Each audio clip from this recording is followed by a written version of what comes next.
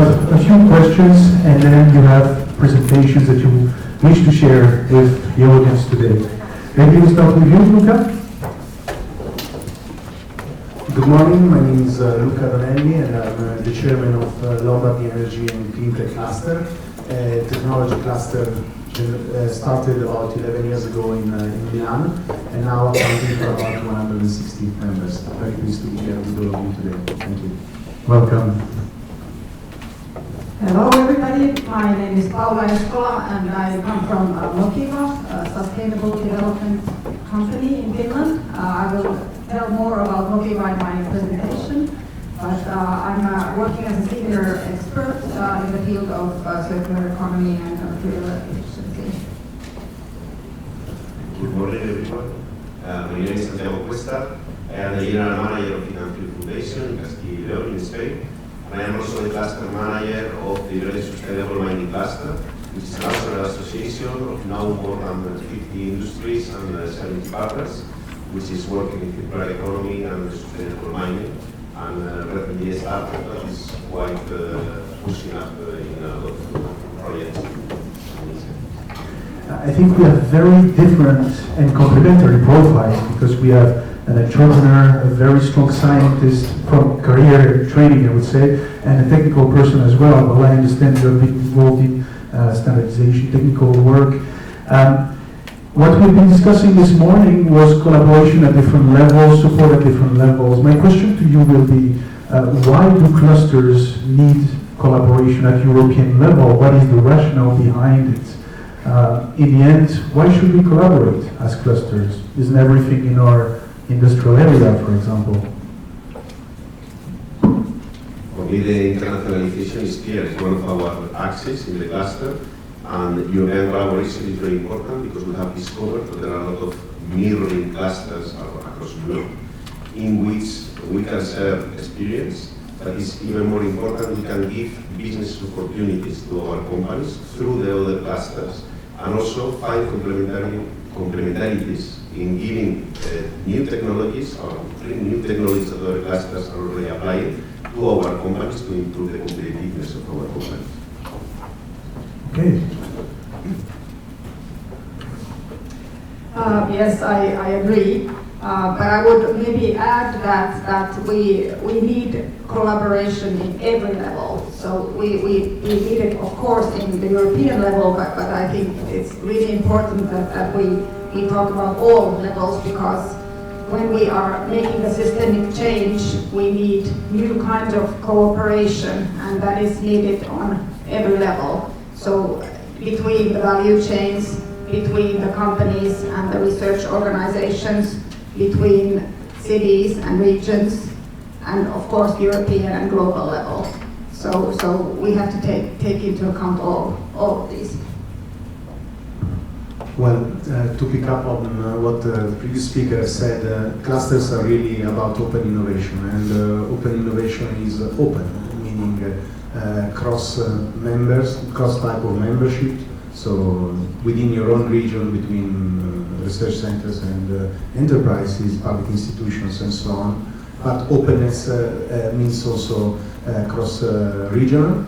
And moving on with the projects in the past years, we leveraged a lot from and learned a lot from other clusters and other similar networking activities across Europe. And generally speaking, I think there is no such thing as within a country and outside of the country. It's just we all together need, particularly when facing such big challenges like the topic of today, there is with interest, with curiosity, a need to face your neighbors, discuss, and this is exactly what I think drove us all over here. Thank you very much. I would invite you, maybe Luca, to take it up and maybe start with sharing the experience you had from Lombardy's side. One of the things that was striking in your cluster is that you deal with a wide range of sectors, value chains, you combine energy with manufacturing and a number of other sectors. It would be very interesting to see a bit what you're doing, of course, but where are the obstacles as well? Because if we are speaking about all the support structure, the networks and so on, it's also because we're not that mature enough yet to collaborate across Europe. There is still a lot to be done. So it would be nice to see for each of you what are the struggles actually in your activities. But please, the floor is yours. Yeah, would you like me to go ahead with the presentation? Or? Yes. Okay. Please.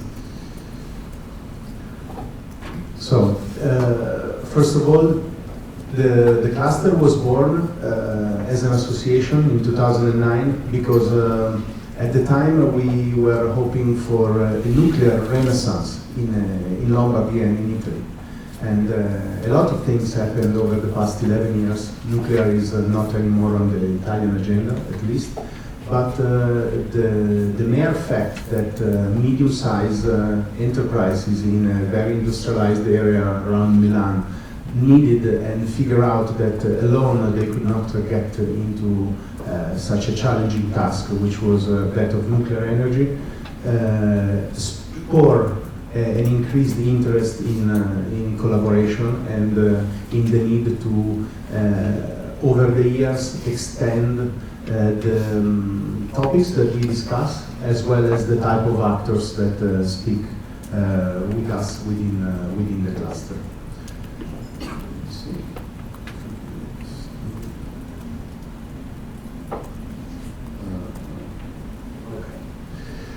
So, 11 years ago, we started as an association of enterprises, but we are now. Okay. Right now, there are 6 types of different actors working at the Lombardy Energy and Cleantech clusters, and I agree, it's not easy to get 6 different type of working habits and different types of speeds and different type of time horizons as well, working together.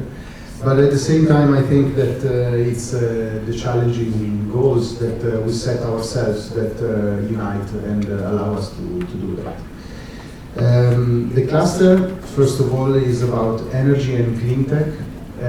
We like to stress the use of term clean instead of green, sustaining that clean tech is not only environmentally sustainable, but also socially and economically. And throughout the years, throughout the past 11 years, we've done a lot of different things. And I think one of the major factors that any cluster have to have in mind, and personally, this is what motivates me on being the chair for the past 3 years, is that there is a lot of continuous change happening, and there is not a specific path to be followed, but there is a lot of trial and error, a lot of attempts, and sometimes you fail, sometimes you move on. And this ability to continue moving across Europe, moving across different platforms available is for me a key success factor for clusters. In terms of the topic of today, that of circular economy, when we were elected as a board, we have a 3-year mandate, so we are just about to finish our first 3-year mandate. The word circular economy was starting to be a buzzword, and we were putting together our strategic plan and added to the previous areas of work that we had within the cluster also a 6th area called circular economy. We then soon realized that circular economy is not really a specific business sector like the others that we have, which are water energy nexus, smart energy systems, green building, sustainable manufacturing, and clean air. In fact, circular economy embraces all of them, and it's an approach to all of these 5 business sectors, as well as to any other across the room, and we're talking about mining, for instance. So the first key learning was that circular economy is not an industry, a business sector, but it is actually an approach. And in this approach, everybody has his own specific role. And I think, first of all, governments at various levels have relevant roles. In fact, at the EU level, there is, first of all, a need to level the playing field, setting high standards for the member states to act upon. And also the previous panel today was also another relevant aspect of the role of the EU, which is help us, talking about entrepreneurs, SMEs, clusters, to navigate the different opportunities that are available. It is not easy, I have to admit, it's not easy to keep track of all the different opportunities and understand which one fits you the best. At national level, there is a need to implement a framework. And honestly, I was very pleased to hear earlier Mrs. Drake discussing about the need to avoid the word waste and moving forward, talking about resources. But indeed, there is a lot to be done at the national level in terms of end-of-waste regulation, for instance. And last but not least, at regional level, they can finance pilot projects, they can finance opportunities to make tangible, realistic activities on our own territories to promote within value chain and cross-sectorial cooperation. What we did as a cluster, other than obviously creating this circular economy group, was first of all making a publication. So in order to channel these buzzwords and take, like I think this panel is intended to take these buzzwords to the labs and to the enterprises, to the factory floors, it's important to first of all help identifying what's already being done within your own regions. And secondly, amplify early results. And then increase change through financing and inspire others to make further steps. This was the reason why we published a small booklet.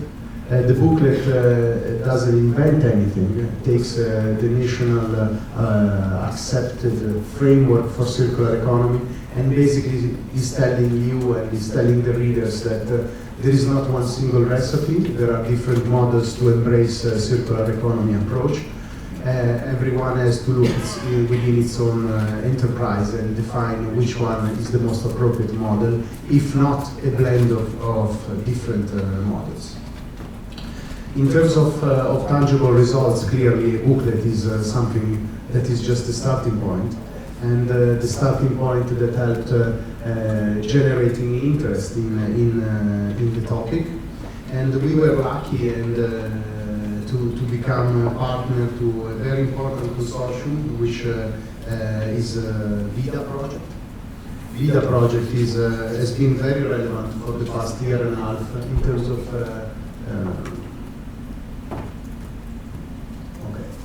in terms of developing a new approach to our own cluster organization.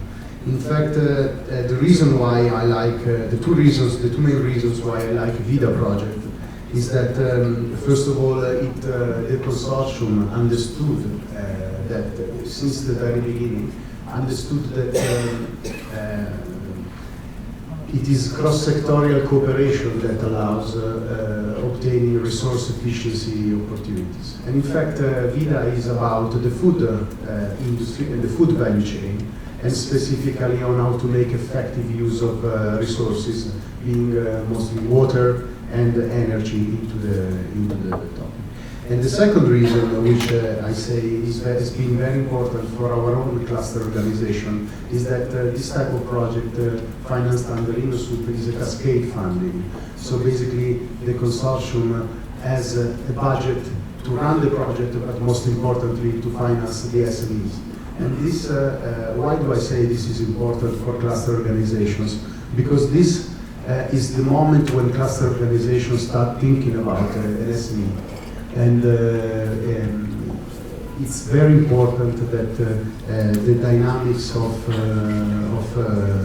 financing and understanding what are the needs and the urgency of SMEs is very important. Also to have your own cluster organization grow.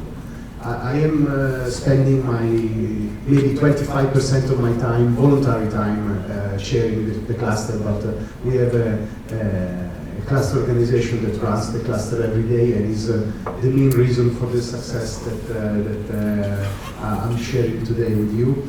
And for them to understand the needs of SMEs has been extremely important, and this was the moment when they really understood that. Project is running very well. This slide shows the situation on the 30th of September, but actually there has been last Friday in Prague a new award ceremony which distributed additional budget, and basically all but about 100,000 euros have been allocated on projects, and this shows an extremely interesting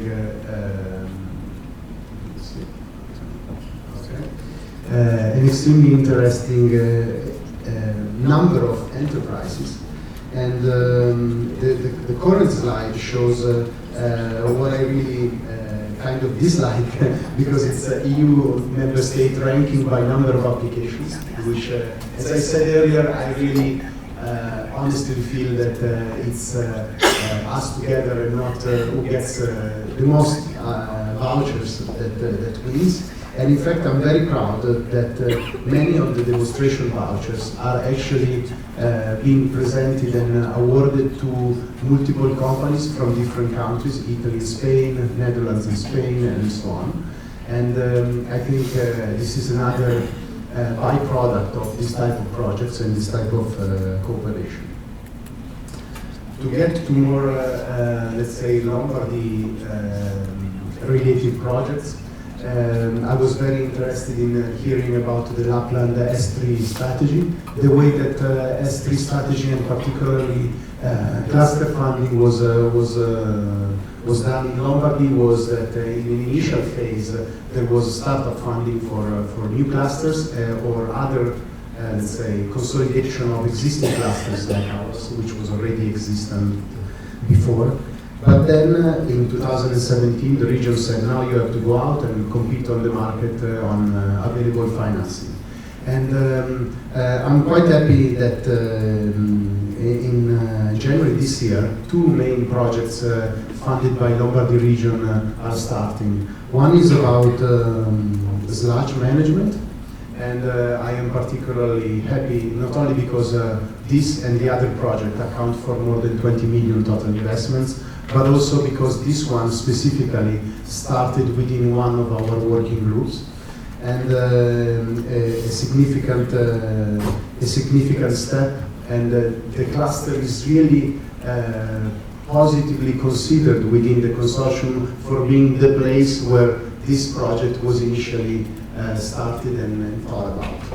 And the second one is about building a laboratory of circular economy from biomethane.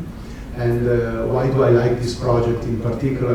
I like it because this is not a single regional cluster effort, but there are not only the Lombardy Energy and Cleantech cluster involved, but also the Green Chemistry cluster. And again, also this shows the cross-sectorial need for technologies. Plus, there could be implication also for a third cluster, that is the mobility cluster. So as you can see, there are difficulties in discussing with others, but indeed there are also opportunities. To conclude, I would like to say that the topic of today and the name of and the need for responsible industry is very important, and to me this means being transparent, at least in three ways. Responsible industry is transparent when they open up their doors to the community to see what we do in our own factories, and I think this is very important. The second, and again I'm picking up on some of the comments made earlier, transparency is not about greenwashing or proposing false or partially false green claims, but it is saying exactly what we do and understanding how it could be done better. And the third, which is very important to me and very important for cluster growth, is that large companies in particular have to say what are their technological challenges in a transparent way, so that SMEs and the value chain and the research centers can understand and help trying to solve such challenges. I hope I picked up some of the comments. Thank you so much. I think one of the interesting points in your cluster is that since you took the chairmanship, the number of company members just boomed. That I can share with the audience. But what I understand is that it takes a change in business model, a change in attitude from the SMEs, from the corporates. What I also keep from what you were explaining is this idea of scaling up as a cluster, but also as circular economy support structure, meaning that you are now facing, as far as I understand, you're distributing vouchers or grants within the needle soup. That gives you a couple of tens of thousands of euros for companies, SMEs to test solutions, technologies. But then there is this issue of scaling up and finding investment to scale up. Did I get that right? So every stage of an innovation has its own funding, and as a cluster we would like to be a place where our members and potential new members come and ask, come and explain where they are in terms of their innovation, explain what their needs are, and then it's our role, our joint role to identify the most appropriate funding solution. VIDA offers 3 stages of support, from 10,000 to the demonstration voucher, which is roughly up to €250,000, and then for this is still in a very early stage. But then for bigger ones, you really need to get into a dedicated consortium with at least one large enterprise which takes on the leading role, and hopefully the most appropriate research center is also involved, because this is key to successful recipe. So we fall back to collaboration and the role of large corporates as end users that can steer this, and especially the benefit of SMEs. And there I would turn to Paola, who has quite some experience supporting SMEs as far as I understand. Yes, thank you.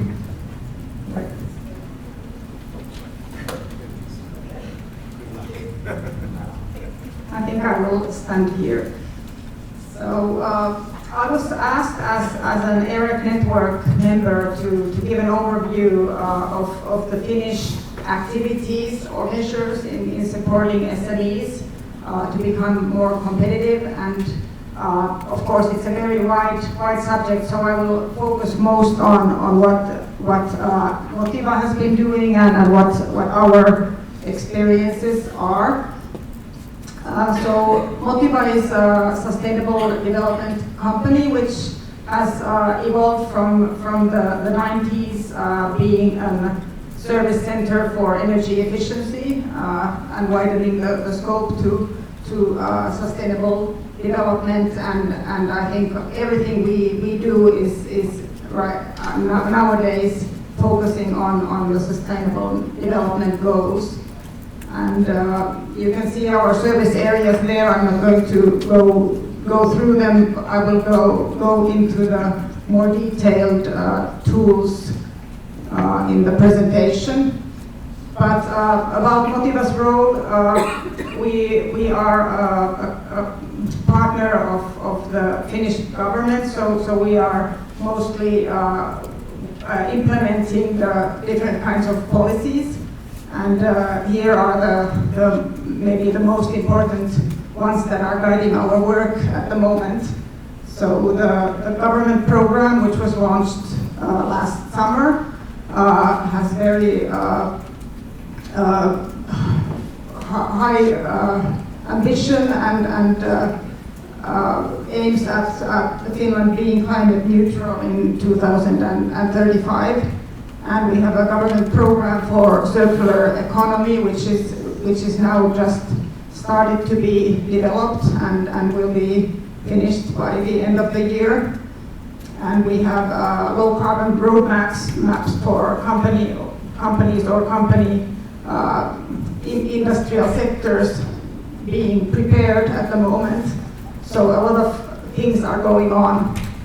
And as Nani mentioned already, the roadmap for circular economy, that's really important.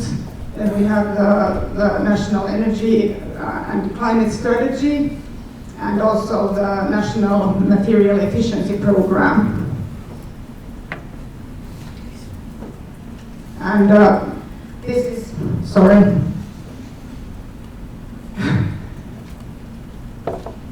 This is an overview of our activities related to circular economy and material efficiency, and I would like to emphasize that, as I already said before, that it's important to work on all different kinds of levels, and these are the levels that we are working with. Of course, we have also the product level, but we don't have so much going on at the moment in that field.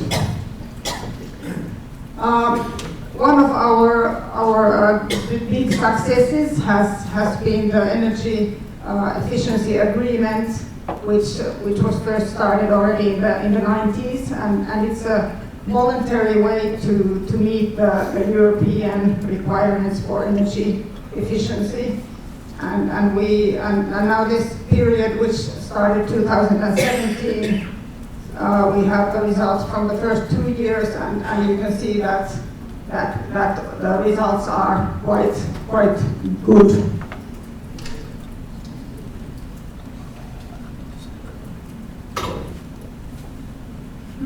It's not working. Yes. And another tool we are using for SMEs is the energy audit, which is a way to find out the savings potentials and the actual savings measures for companies to meet those requirements, for example, if they are in the agreement.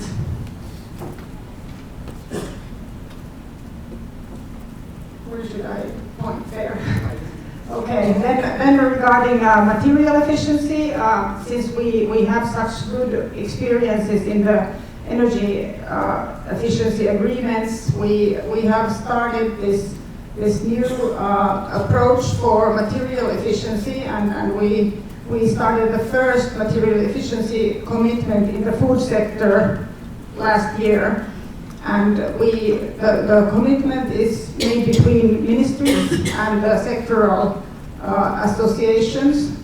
And so we have the packaging, the food, and the retail.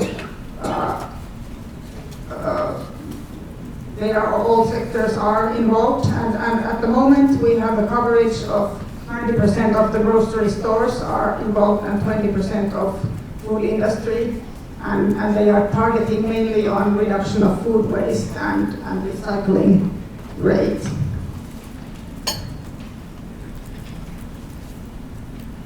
And then for the material efficiency, we also have this material audit, which is for companies to find out the costs of the waste and side streams, and also look for concrete measures for improvement. And this is also subsidized for 50%.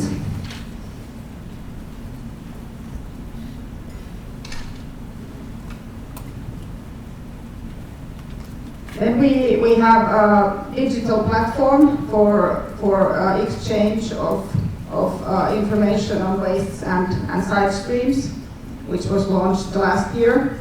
And we see that is a very important tool for promoting circular economy in companies. And to be able to use the digital platform, we also need support for the companies to really make the industrial symbiosis happen.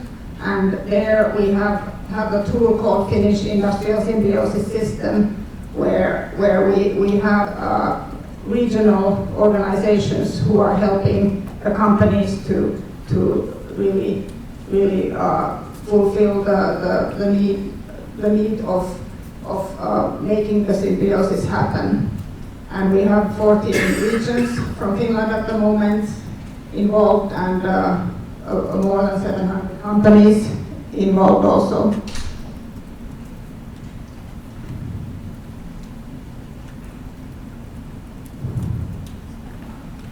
And as I said, we see that the Finnish industrial symbiosis system also will boost the use of the material platform. So we see that the synergy is very good with these two approaches. Then to mention just a couple of other tools and projects. As Nani already was telling about Citra's great playbook for circular economy business models, I think this is a very good tool for companies to use, and a very practical one, and everybody can download it from the internet. Then a few project examples. I think I don't have time to go through these, but as you can see that a lot of things are happening in the field, and development is going on regarding the SMEs and circular economy. Then in the end, I also wanted to mention Business Finland, which has a very big role in helping companies and SMEs in going circular and developing their international growth, and also building ecosystems. And so they are offering funding for example, the material audit and the energy audit, but also research and innovation, as well as going international. And Business Finland has now a bio and circular economy program, which is focusing especially on circular economy and bioeconomy. So to conclude, I think circular economy really brings great opportunities for companies, but they need help there, and that is what we are doing with our tools, and hopefully also can collaborate with other European countries in this development. So we need systematic tools. That's very important. And I think they can be used in all levels of operation, and also the sharing of knowledge between organizations, between countries in the good practices is essential, and I think together we can be more. We need networks and ecosystems, clusters for co-development and knowledge sharing. And also the voluntary agreements have proven to be very powerful. So I think we should also focus on those. And about the barriers and the drivers, you can see they are probably already were discussed here earlier, and I think maybe we can discuss these also together later. So thank you.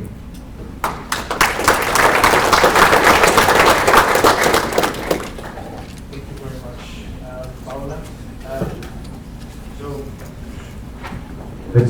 Yes, it's coming. It's coming. You speak a lot about SMEs. Are you involved with large corporates as well? As with people? Yes, we are working also with large corporates, but more focusing on SMEs, since we have like about 90% of our companies are SMEs. So that's why we are focusing on them. At the moment, there is a lot of information, education. I understand then that Business Finland and other authorities are taking care of the funding and the financing. Sorry? Business Finland, Sitra and other organizations take care of the funding and the financing. Yes, Business Finland is mostly the financing organization, and also the ministries have some financing, and of course then EU. Okay, Horizon 2020, and all right, thank you. Santiago, some experience from the mining sector, I guess, and an international perspective, as far as I understand. Yes, indeed. I will also stand. Well, please do. It's much more comfortable to speak like this. So, good morning. As you said, my name is Santiago Cuesta. I am the general manager of Italy Foundation, which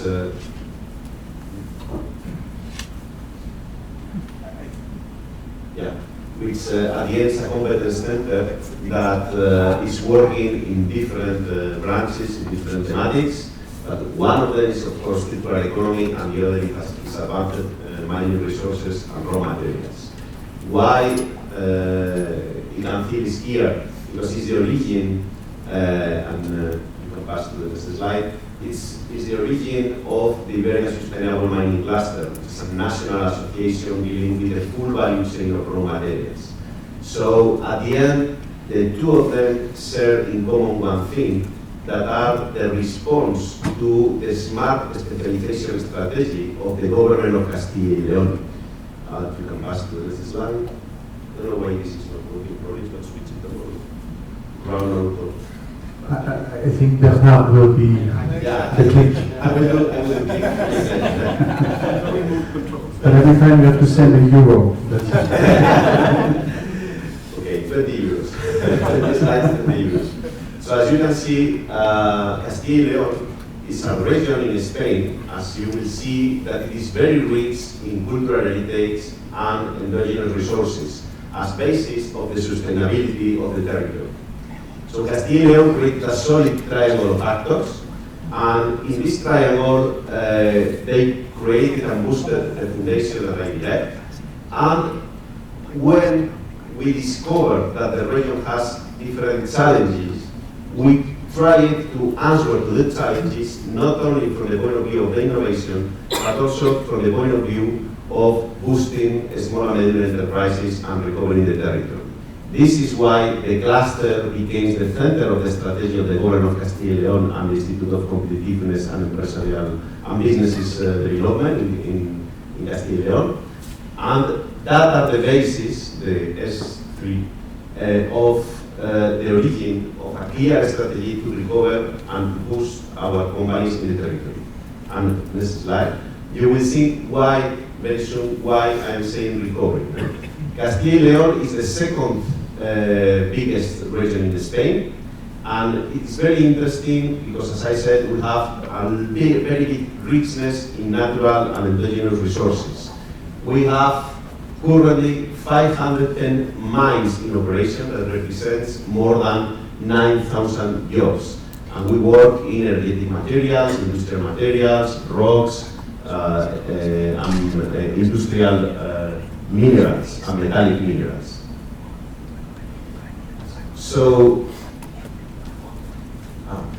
yes, there is an important trend now in Castilla y León in this smart specialization strategy, is that we are now targeting to the strategic minerals and the strategic raw materials. This is part of the global European strategy, the invulnerability of Europe and industrial value chains against the supply of critical raw materials. And in Castilla y León, we have critical raw materials and very important raw materials for instance, for the batteries value chain. We have cobalt, lithium, graphite, we have tungsten. And just to give you some highlights, León is the biggest coal and anthracite reserve in Spain, and now we are investigating all this to mine from the tailings rare earth materials. Slate as an industrial material and ornamental material. We are covering 33% of the national production, and we have the first market producer of slate in our territory. We have 10% of the reserves of the tungsten of the wolfram in the world, in Castilla y León. And we have the biggest uranium reserves in Europe, in Salamanca, also in Castilla. So just you can jump it because we are present on time. That are some of our big mining companies, the biggest production, etc., etc. You can jump. And here I need to stop because until now everything looks super nice. But Castilla y León now is suffering from a very big problem, and it's the following.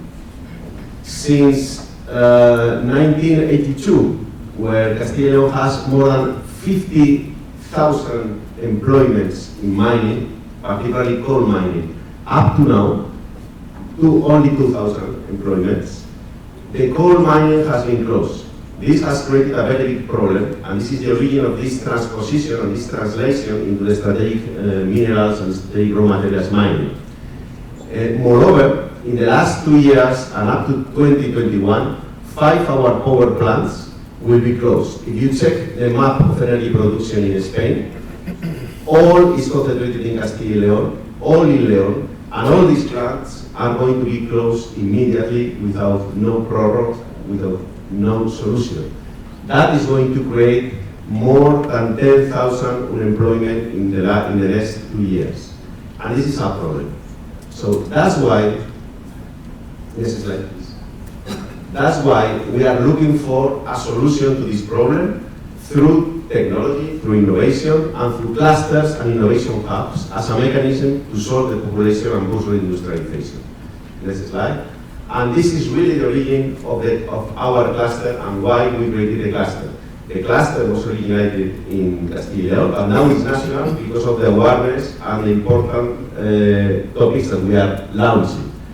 And the main basis and the main pillars that defined the scenario to build this cluster is that we detected that we have the proper framework to build an innovation ecosystem, that we have an endogenous richness with a lot of natural resources. We have a very clear human capital of a lot of value coming from the past industrial times and the mining times. We have also a collection of small and medium enterprises with a lot of skills from the former industrial scenario. So why not clustering all that and promoting this into a new scenario? In order to do this, we use our innovation ecosystem, competence center as ICANCIL, so ICANCIL was the head of this promotion together with the government of Castilla y León, and we give the cluster local, that means León, to solve the problem of the coal mining, etc., etc. National, because Spain is, in Spain, you know, there is Andalucía, there is Catalonia, there is Asturias, and the four make a very big herd of mineral and raw materials production in Europe. So why not giving national dimension and international dimension, and as we discussed, aligning our cluster with other regionals and clusters and our international initiatives that share the same problem and same interests that there are in Europe. Next slide. So, two of the actions that I'm not going to describe that we have set up with ICANCIL is the creation around the cluster of 2 innovation poles. One to transform the coal technology into carbon advanced materials technology, and the other one, which is pretty interesting, you cannot see there, but it is a new scheme of raw materials, circular economy, and industrial symbiosis by restoration of the mining tailings. So the idea is to use the materials of the mining tailings to create an industrial symbiosis approach and also to restore the environment, but at the same time that we use the resources that we have in the tailings. This is like all that, and this is very important, has been set up into this international dimension, coming from Remix Interreg project, the mining and metallurgy regions of Europe, MIREU, and 2 smart specialization platforms under industrial modernization that are the advanced materials for batteries. We are coordinating the pilot for sustainable raw materials extraction and processing, and the mining industry smart specialization platform. So the cluster, go ahead. So the cluster, you can visit the web to check for more details. The cluster is very interesting because now it's covering the full, it was decided to cover the full value chain of the mining and associated services. So that means that we work from post-closure programs up to the new work inclusion conditions with the social responsibility, environment, economy, trading, etc., etc. So it's not a usual, just extractive industry association. It is covering all the value chains that can be placed in a new sustainable approach to the circular economy industrial symbiosis of the raw materials. Next slide. Here you can watch, maybe you can put, just click in the videos. That one, for instance, you can start all of them. I don't know if it will work or not because of the links. Okay, that were videos of the companies. No, it don't work. Okay, go ahead. Okay. Go ahead. Go ahead. There's a slide. Okay, here I just invest some time to discuss this slide because here you can see what are the axes of our operative objectives, and even more importantly, why we are creating this cluster towards the raw materials community. There are 10 challenges that are needed, okay? This is very important because in the mining sector we have a lot of problems with the social license to operate. We needed to recover the skilled workforce. We needed to create new value chains. We are working for introducing new innovation technologies through Industry 4.0 in the sector and digitalization. It's very important that sustainable mining has a very deep relationship with circular economy and recycling. Raw materials are on the first, and efficiency of resources are on the first step of all the value chains for any industrial material or any industrial technology. And it's very important also that our cluster is highly devoted with a specific axis to promote the companies and to generate businesses. Okay? Just to give you an example of how we do this, in 2 weeks we are having in Madrid a very important high-level meeting with the main companies dedicated international to invest in mining. So we are synergizing the investors and the funds providers and the funds investors to opportunities that we are working across the world with the main companies that we have in the cluster and beyond the cluster. So we are detecting companies with opportunities, we are bringing that opportunities to our cluster. For instance, it's very interesting, one of the videos that I wanted to plug, I put it on purpose because it's a video that if you check the quality is not so big, it's not so good. Why? Because it's a small American enterprise that is doing drilling and is doing a lot of projects in geological inspection. And that company, after being in the cluster, in less than 1 year, because our cluster has only 1 year old, that company has been able to get 3 new contracts of about 1.5 million euros thanks to us. So this is a clear success to people to understand why small American enterprises need to be part of this clustering initiative and how we are recovering this small American enterprise. Next slide. So just to summarize very quickly this, what we are doing is to promote the companies and to give them access to funds. We have regional funds organized by our cluster policy in the region, in the government of the region, and we are working with these funds at different levels. We did direct financial to the small and medium enterprises. We are giving business support to them. We are giving them access to the new investments, for instance, with this forum that we are creating at the international level. And of course, we are following up all what they are doing and asking questions and coaching them. And to organize all that, we have created 3 hubs, one for internationalization, one for commercialization and technology transfer, and one for innovation technology and surveillance of technology. That are some of the activities that we do, just to highlight that we are participating in the cluster in main conferences, but also thanks to the project Remix, we create an inter-cluster meeting, and we are also with Conference, which is the main association of, which is also part of our cluster, the main national mining association also. We created special workshops to communicate to the public and to the society the importance of the raw materials in all our technological value chain. This is very important because people are not aware that if we want to fight against the climate change, we need to rely on technologies, and all the technologies that we are implementing and innovating rely on the raw materials, particularly on the critical ones. Thank you very much for your attention.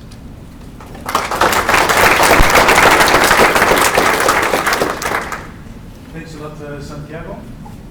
I think you made it very clear that we're living in a real world where it is not possible to think without the extractive industries.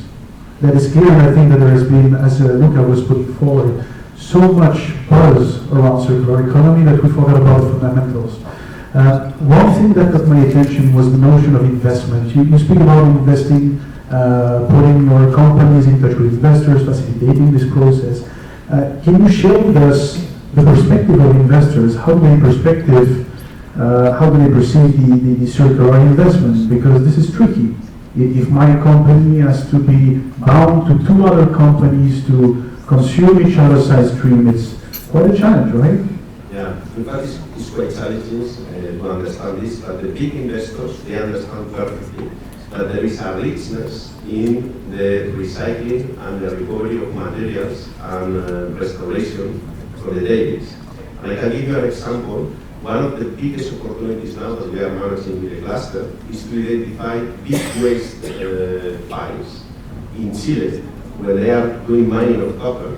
We have discovered that more than 40% of the content of these copper veins can be recovered. Not only copper, there are titanium, there are iron, and there are even gold and silver.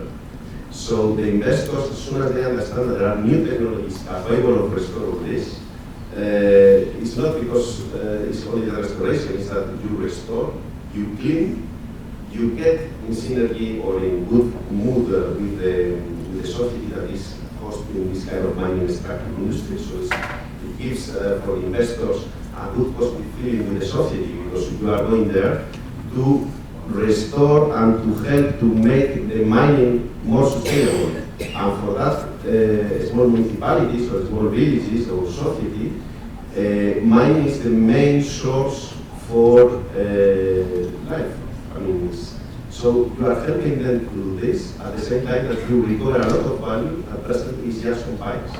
And this is part of the business strategy that we are doing. We are bringing the best technologies and to give them access to the investors so they can have this kind of strategy or investment, and the response is going to be quite positive. So there are new opportunities in mining. The mining sector and the extractive sector, raw material sector, has changed it completely with the integration of Industry 4.0, with the integration of the new processing technologies. And this is the core of this alliance, because the important thing is that waste now is not waste, it's money. It is money. That creates industrial symbiosis, and that creates also new opportunities for recovering value material. And this is what I find in the company business plan in the end as an investor. This is this money, this cash flow entry in the end, or this saving on the cost.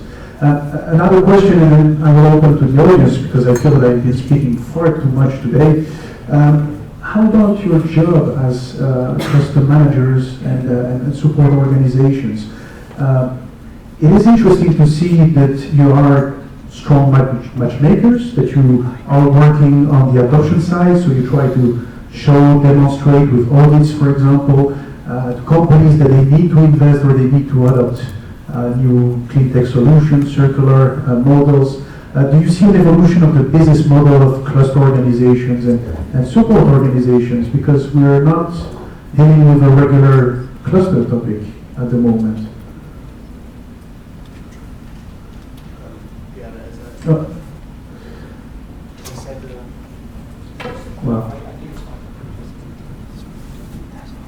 as I said, as I said earlier, Pierre, clusters are continuously changing and adapting to the environment. I guess it's they are still relatively young associations, since they need to still grow, and in the growth phase, a lot of let's say mobility within the working conditions and the working habits is possible and is actually an opportunity. And you mentioned what's our role, how do we matchmake? Well, I think at least this is my experience in Italy, but I'm quite confident that it is very similar in all other places. People tend to do amazing things within the walls of their own factory and communicate such amazing things not well enough. And sometimes we are just, as a cluster, we are just visiting and figuring out that there is something useful to make a press release and potentially present it as a best practice in one of the EU platforms that have been shown today. And by doing so, we are enhancing the probability of survival of this company in the short term and in the longer term, as their ability to innovate. The clusters don't innovate themselves. The clusters just generate the platform for technology to develop. And it was well said during this morning that not only the technology needs to be developed, but needs to be economically viable to be sold. And this is also another, I think, next step for the cluster going ahead, that is finding the end markets for the technologies that we develop. And this very well connects with the need for cross-sectorial cooperation in the next 7 years, I guess. Thank you, Luca. So. Well, I'm not sure if I'm really answering your question, but one thing I have been worried about is that we are still working too much in a project world. So we have great projects, but when they end, what happens? Then somebody starts the very similar project and does the same thing again. And so if we want to get more results faster, I think we should think of this problem and really get the results into use and also the information, and I think clusters can be one solution for this if they can help in sharing the information and getting the results really into use. Very interesting points. So the collaboration, the link to the demand side, to the market, to the adoption side, and then of course making it structural, which means also investing money as well, and making sure that we have stable organization. From your perspective, Santiago? For me, maybe the point is to understand that clusters are not just associations, are goals and vehicles to answer to challenges. In particular, we are considering the cluster as a territorial booster, and the ecosystem of the cluster evolves. Immediately, it's like a physical system, but the companies, as soon as they understand that you can have opportunities through the cluster and you are bringing them new opportunities and new businesses, they start also to operate inside of the cluster and to communicate with each other. It's very interesting. We can plot like a map of the interaction between the companies. Now, the companies that I have in the cluster has started to have businesses among them. For instance, I have companies that are developing explosives, others that are doing health for the workers, or other companies that are doing health for the workers are helping other companies that before they were not clients. So it's incredible that you create a unique ecosystem, and this ecosystem is helping the companies themselves. But also, more importantly, has been now, or it has been created now, as a vehicle that is going to help the territorial development and to solve the problems that we have in the region. So it's another vehicle also for the governmental strategy to promote the region and to promote the richness that we have in the region and in the territory. Excellent, excellent. I see a question over there.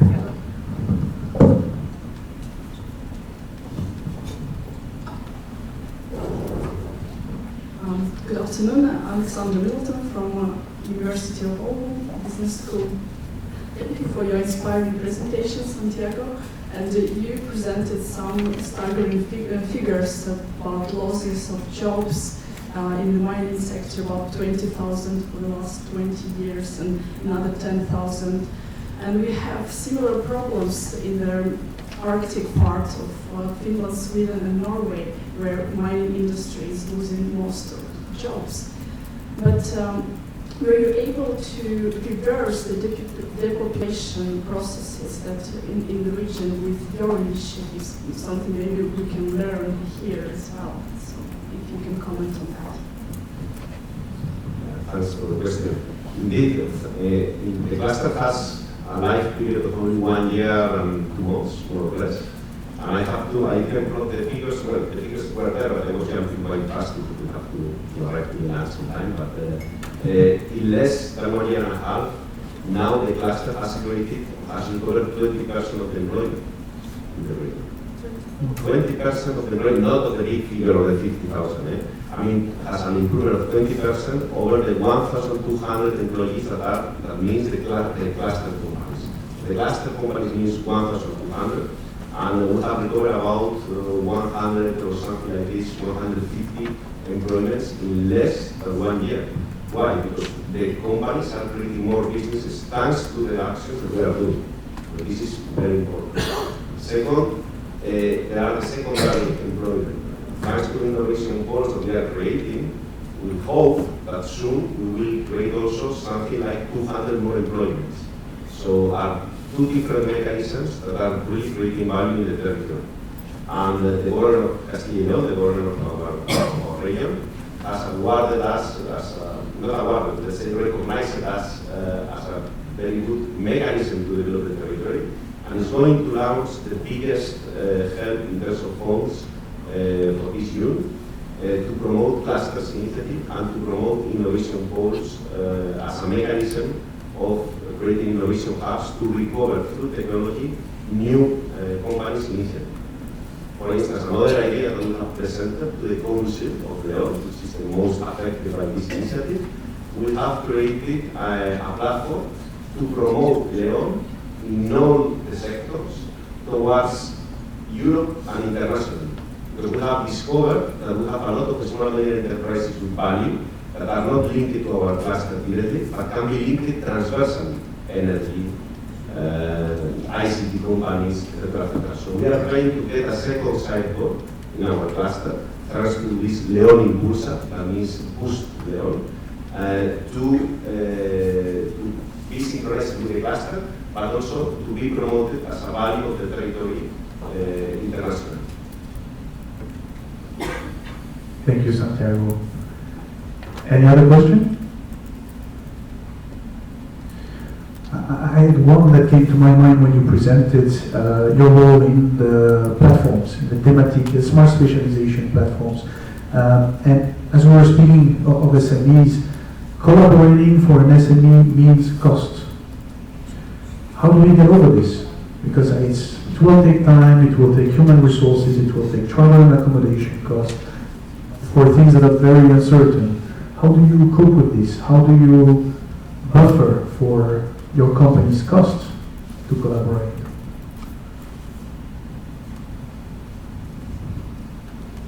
Well, I wouldn't necessarily use the word cost, although, and rather use the word investment, although I have to admit this is challenging. It's already challenging to get a company to spend two hours in a week focusing on summarizing what the different activities of developing the different services that they are doing is being done, because most of the innovation or frugal innovation that happens in SMEs is not even reported or recorded. It just happens and then disappears, and then sometimes later it reappears again. So it's already a challenge to invest time to summarize what's being done, let alone to send people in and out of Brussels for the platforms. And I guess how do you tackle that? Well, first of all, I think clusters have the capacity to attract that tip of the iceberg of companies which have understood or have within the core values the need to collaborate more openly. And this generates an allocated budget within the company to be invested in that. me being here is an example of such budgets. But on the other hand, there is for sure a need to work on a long-term basis and not on a project basis, like mentioned before, and also to, in some ways, at least within the cluster, we try to use the internal resources to support this type of participation. Obviously, there is a resource scarcity, which requires all of us to always look into the different many opportunities available and identify which one fits the most. Make sure that there is a return at some point. Yeah, I think also that it is a big challenge, but I think we first of all we need to make sure that the companies really see the benefits to go into these projects and see that they will get also the financial benefits in a quite short term, and in that way they will be or they want to be involved. But of course we also need support, and for example Business Finland support is one example that is trying to tackle this. But of course it doesn't solve everything. But there is also some subsidies and some financing available. So a combination, I think. For me, on one hand, is the regional government who understood the clusters of the vehicle, and Castellano has a powerful system of promoting the region under the smart decision strategy, so they are committed. But on the other hand, as I said, the clusters are dynamic, and as soon as I started the cluster, I identified companies that are observers, companies that are just passive, but other companies that are really understood what is a cluster. They want to invest, they want to promote, and they are investing their own time. At the end means investment of course it's cost for them, but at the end of the way, they are beginning to discover that through this investment in time and working with me and going to Brussels and doing things, and they are getting a reward back. They are getting a return of this investment. Even quite soon for them, because in less than 1 year we are having this platform for investment. We are launching different projects. Some of them are private, others are public funds, national funds. We are writing some European funds. So they are beginning to see that it's a world. And thanks to the cluster, before they didn't know this world, and now they are participating. So things are moving. Things are moving. I think if I do not want to get kicked by our organizer, I will probably have to leave the floor to lunch, but maybe before we close the session, unless there is any other question, would you be able to spot the main two obstacles that you see that are really hampering SME adoption of circular economy? Because as cluster manager, support organization, you know those companies, you see, so I understand that there is education, I understand that there is this issue of investment. If you have to rank them, because we have the chance to have policy makers from local, regional, European level, national level, what would be your two main priorities? It's a $1 million question, so. I can start. Look at once the million. No, I can offer my one of the two, and maybe the other will come from the others. But for sure, this is all very nice, and it's clear that there is a challenging goal ahead to be achieved for the greater good. But if we talk at the micro level of microeconomic level of a single entity, adopting circular economy doesn't come with no cost. Sometimes there is an investment to be done in replacing existing infrastructure. Sometimes there is an additional cost of let's say an additional environmental cost in managing additional equipment, for instance, and this must be somewhat appreciated. And I will not be using the word overpaid, but at least appreciated by the customer in the value chain. And I think this is not an easy process, and involves the commitment and let's say the education not of the value chain itself, but education of the customer or the consumer at the very end. And this is not easy. Monitoring how things are adopted within complex global value chains like the one that all of us work with is not. It doesn't come easy. But at the same time, there is no way this happens without without the fact that this is being appreciated throughout the rest of the value chain. Thank you. So, an issue of financial statements. Well, this is a really difficult question and difficult to choose only two because it's such a complex area. But well, if we are talking about the smallest companies where there are only a few people, then I think the biggest obstacle is the lack of time of the people, because they have to focus on the business and they don't have time to focus on these issues, even though they see that they are important, but they just don't have the time. So they need help, and that's one thing that's I think very clear. And of course, funding is one issue that is always coming up, and then cooperation. That's I think essential. We need to do that and even more and more and more. Even though we are doing it already, but still it's not enough. Mm-hmm. So a bit like you were saying, Santiago, connecting complementary capabilities, making sure that the right solution provider is the right of taker for different value chains sometimes. From your eyes? For me, there are two. One is the lack of investment, which at the end is a consequence of all what we are saying. Because at the end, what happens to me in Spain is that investment is not clear understood at all levels. They don't think that investment is going to bring investing in the circular economy. They are not thinking that it will bring a return of investment in a short or in a moderate time. And the second is typical Spanish, let's say, and it is a lack of understanding of what is happening outside of Spain, or outside of my city, or my neighborhood, or my village. You should come to France. I've been in France, and in Spain is even worse. Oh.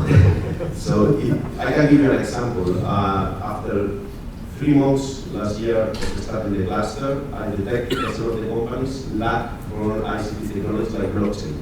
So I broke the most important company of blockchain working in Spain to the cluster to explain them. And only last month, one of the companies said, look, me, Santiago, I am beginning to understand what is the blockchain, so maybe you can put us in contact to do some businesses and to implement blockchain in my company. 1 year and 2 months after. When we passed all the, because Spain launched ICT calls for implementing blockchain and Industry 4.0 in the market. So they lost the opportunity. There is a loss of opportunity because of the lack of understanding of what are the trends, even if we are having a technological surveillance group. I am bringing all these ideas. There is, let's say, I prefer to be as I have been always. It's the consequence of the Spanish behavior. I am good if I am small, and I don't want to look outside. It takes time to understand this language. So for me, it's more valuable because they don't believe that it's a world abroad that can be used for them to progress, to make progress. This is great because I think, as closing remarks, this sets us back to the work that has been done at the European level. We learn, we connect, we invest, we demonstrate, we deploy to the markets. So I would like to give a round of applause to our guest. Thank you very much for the And now Cristina will tell us more about Rapid Lunch. Yes, thank you very much, and thank you from this morning session. It was very interesting. Thank you very much. Yes, we are going to have a buffet lunch with some traditional Lapis food. So there are soup, and then there are some vegetarian meal, and then there are the other type of meals as well. So you can get the Don't laugh at me. So there are two places to get the lunch. Behind the door and then in the end of the bar. So that you don't have to queue too much. And then we just got the message that our Minister of Financing, she has sent a video hello for us. So maybe we can see that when we return back from the lunch. At 1:30 p.m. 1:40. 1:40, the lady has spoken. Yes. Thank you. Enjoy your lunch.